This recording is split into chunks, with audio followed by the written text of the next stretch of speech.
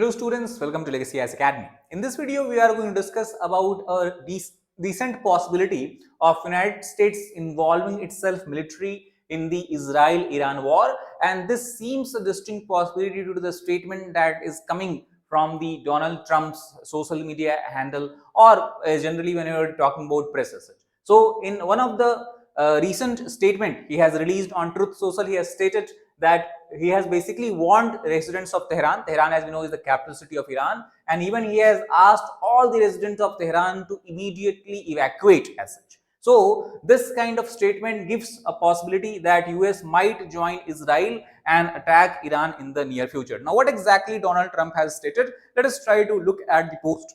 So first of all, he has said that Iran should have signed the deal I told them to sign. Now, deal here obviously is being referred to the nuclear deal that Trump wanted Israel to sign and Iran to sign, and that largely is focused upon Iran agreeing to dismantle its nuclear enrichment program and also to give any kind of hope to basically sacrifice any kind of hope it has to develop nuclear weapons in the future. What a shame, a waste of human life. Obviously, that is how he refers to whenever any kind of war takes place. Simply stated, Iran cannot have a nuclear weapon. Now, this is a firm stand that he has adopted in his first term as well, and that is why United States has unilaterally walked away from the joint comprehensive plan of action that has signed along with other European partners as well as Russia and Iran to have some sort of deal so that sanctions on Iran can be eased. I said it over and over again, everyone should immediately evacuate Tehran as such. So this kind of warning gives a stern message that if the situation escalate fast, which seems to be escalating because neither Iran nor Israel seems to have decreased the intensity of attack. Rather, we have seen increase in the intensity of attack in last 5 days, and even now civilian areas and the buildings and apartments are being targeted. That has led to unfortunate loss of innocent lives on both sides, Israeli side as well as Iranian side as such. Now, because of this statement, Tehran, as you know, is the capital city, the largest city of Iran. It has created a huge panic among the population of Tehran, and as far as the population is concerned, it has a population of around 10 million, and because of the targeting of Israelis, targeting of civilian sites in Tehran we talked about also yesterday. If you look at the media footage, it seems that the news channel, the main news channel, the state news channel of Iran was also targeted, and during live reporting itself, the target was recorded as such. So such kind of targets and the destruction and damage that the people of Iran are witnessing has created a huge panic already, plus the Trump's statement has added fuel to fire, and after several explosions we have seen huge traffic jams on the highways of Tehran, where people are trying to flee the capital city in search of some other safe places either in the country, or they are also trying to cross the border in the neighboring countries as well. However, as far as the White House official is concerned, they have later clarified that the president was not literally calling for residents to evacuate Tehran. Now, this is a general trend that you see coming out that comes out from the US administration, especially after Trump has taken charge of the US presidency, because he said something, he posted something, and after that White House has to do the fire control, damage control, and then they start saying all things. Now, again, if you look at the statement released by him, is directly saying that everyone should immediately evacuate Tehran. It is not a very complicated or complex diplomatic statement as such. This simple English statement. So the White House statement that no one should take literally when Trump gives such kind of statement is nothing but damage control, and basically it means that Trump do not know what he will do in the morning. In the morning, he can say something, one thing. In the evening, he can completely do the reverse thing as such. So that create also kind of crisis in the White House as such. Now, also one other event that has happened is that we know that in Canada recently G7 meeting is taking place, where Indian Prime Minister Narendra Modi has also been invited. Now, as per the earlier schedule or fixed schedule, Trump should have left Canada and come out of G7 summit in the Wednesday, but already he has gone early to United States.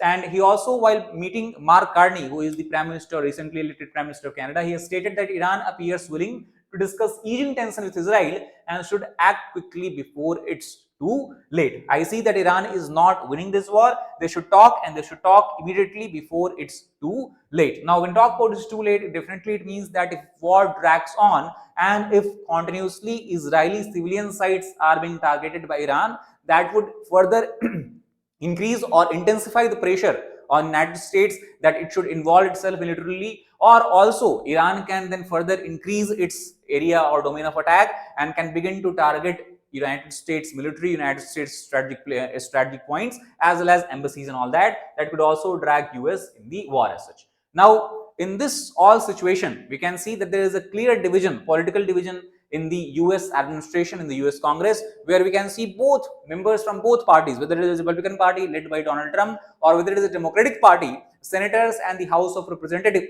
this we can say from the US Congress, they have called for curbing the power that is granted to Trump to go to war with Iran. So the measure by Democratic lawmaker Tim Kaine came as foreign policy hawks call on US to join Israel in attacking Iran as such. So within the Trump's administration, as well as within US political, what you can call as US politic itself, you have two major group now. One that support going to war in the support of Israel, and one other which believes that it's not US war and US should not get itself involved in another war in the Middle Eastern region as such.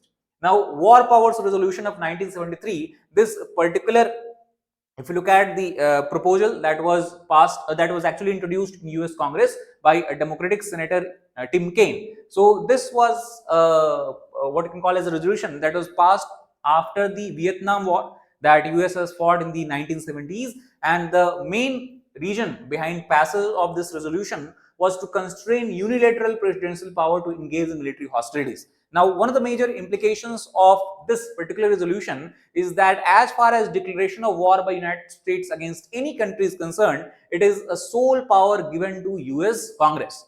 However, because the President of the United States is also the head of the state and is also the commander of chief of the armed forces, he has been given the power to mobilize troops, and thus by using this power of commander-in-chief, they have initiated several attacks and have started conflict without clear congressional authorization as such. And this is something that many lawmakers fear today can happen in this scenario as well, where Trump unilaterally by himself can decide and can mobilize troops and then start a war against Iran. So this proposal adds to the pressure Trump is already facing from anti-war advocates that are present in both parties, whether it is the Republican Party or whether it is the Democratic Party as such. Again, one of the other notable senator from the United States, Bernie Sanders, again, he also has vociferously advocated against any kind of US interference in Israel-Iran war, and in this context, as we can see, he has clearly stated that US must not be drawn into Netanyahu's illegal war against Iran.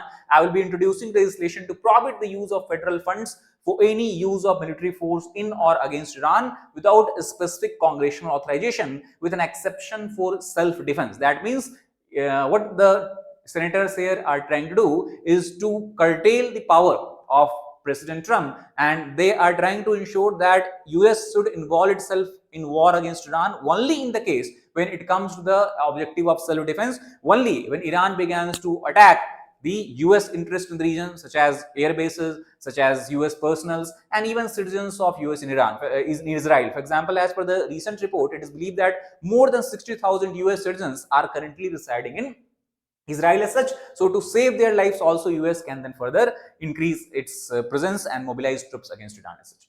Now also we have to understand here that one thing you have to look at Donald Trump, one thing he is always what you can call as he shows a continuous what you can call as disdain both for his supporters as well as for his opposers as such. For example, we have seen that anyone who does not agree with Trump, whether he has supported Trump in past or not does not matter, he again talks with them in a similar tone, whether it is about Elon Musk controversy that we have seen erupting few weeks back. And again, similarly, Tucker Carlson, who is a well-known media personality in the United States, earlier he was a news, what you can call as this news reader in the Fox channel, which is Fox News channel, which is a very famous channel in the United States. So Trump again has said that he do not care what Tucker Carlson says, because Carlson again was advocating against any US interference in Israel-Iran war as such. Again, in this particular context, he has stated that somebody please explain to Cookie Tucker Carlson that Iran can never have a nuclear weapon, and this seems to be a continuous phrase being repeated by Trump administration,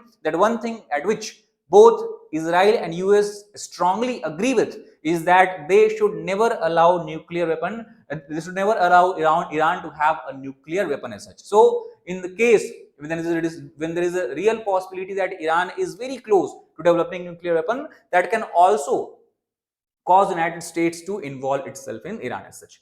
Now again, another what you can call as a speculation began rife when Iranian missile strike the US embassy in Tel Aviv as such, and that also has caused many experts to argue that this is now a ground for US to wage a war against Iran as such. Now, White House has not confirmed any immediate military action against this particular attack as such, because the damage has been minimal. There has not been any casualty reported. Only the infrastructure and the side of building, US consulate, US embassy building, has been damaged. But US forces in the region have been placed on high alert. Officials are closely watching the situation, and what the reports from White House and the US administration largely points toward is that if Iran continues to target American interests, US may be forced to respond militarily or through regional alliances as such, because US has a huge interest in this particular region. US has air bases as well, military bases as well, in the countries such as Qatar, in countries such as Saudi Arabia, and in the neighboring country of Iran such as Jordan as well.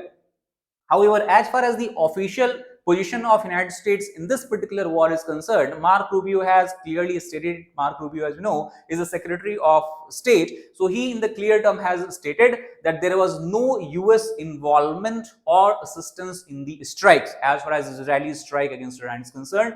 Marco Rubio, US Secretary of State. But this position itself can shift very strongly, very quickly, if Trump indeed decides to help Netanyahu and then support him militarily as such. Trump says he wants real deal to end nuclear problem with Iran, and as of now it seems that the only way how crisis can end is through US involvement, either military involvement in favor of Israel against Iran, that would quickly change the equation in the war, or US pressure on Benjamin Netanyahu to cease any kind of warfare and further attack, because US and Iran would want to discuss some sort of deal as such. And here we can see that real deal, when we talk about, it means again that Iran will have to give up its goal or its objective of enriching uranium to develop nuclear weapon. And this is something that Benjamin Netanyahu has stated a long time ago, that Iran actually is in the end stage or almost very close to the final stage, when it will have sufficiently enriched uranium that can be used as a nuclear weapon as such. So unless and until this entire matter is not resolved and discussed, there cannot be a real deal, and unless and until there is a real deal, war can drag on, and the longer war drags on, higher is the possibility of US involvement that can cause a further global crisis. Already we know that from last few years, due to the Russian invasion of Ukraine, already we are encountering a war and its effect has spilled over out of Europe also. India has also been impacted because of it, and then such kind of crisis, especially in the region which is the largest producer and supplier of crude oil and gas in the world, can have a huge implications on the economy of many countries, and obviously India cannot be not impacted by it. So that is what we have to think and keep in mind when we look at how war unfolds in the coming few days or weeks. So that is all about this video. If you like the video, please hit the like button, share it with your aspirants, subscribe to our channel for more useful content. Thank you.